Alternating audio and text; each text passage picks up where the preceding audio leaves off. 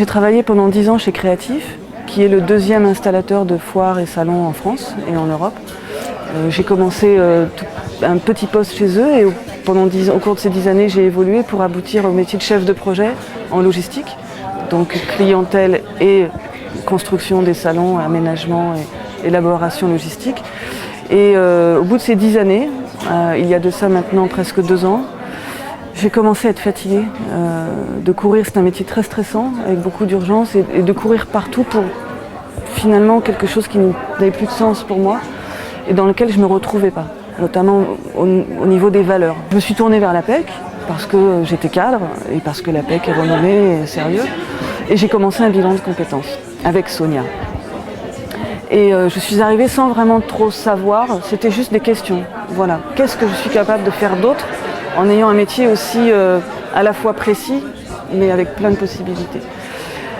Et au début, ne sachant pas trop, elle m'a fait parler de ce que j'aime dans la vie, de mes passions, de ce que je rêvais de faire quand j'étais plus jeune, de mes engagements, de justement mes valeurs, quelles sont mes valeurs, et quel sens je veux donner à ma vie professionnelle.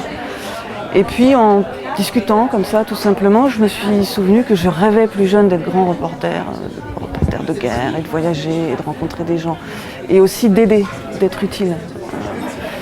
Et puis, je ne saurais pas vous dire comment, au deuxième ou troisième rendez-vous, on est venu à parler, n'étant pas journaliste, et c'était trop tard pour être journaliste malheureusement, on est venu à parler de l'humanitaire, parce qu'il y a un côté logistique, voyage, rencontre, engagement.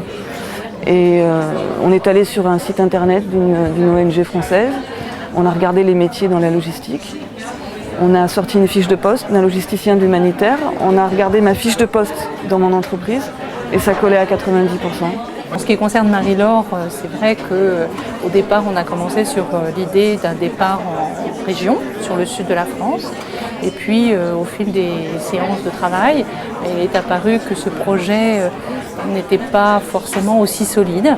Donc, on a élargi le champ, on a évoqué d'autres possibilités.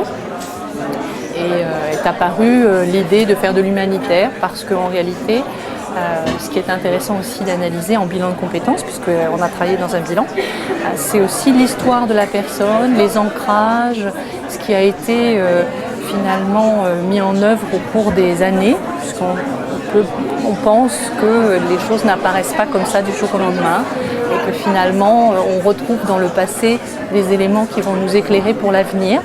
Donc on travaille aussi sur l'analyse du passé pour éclairer le futur.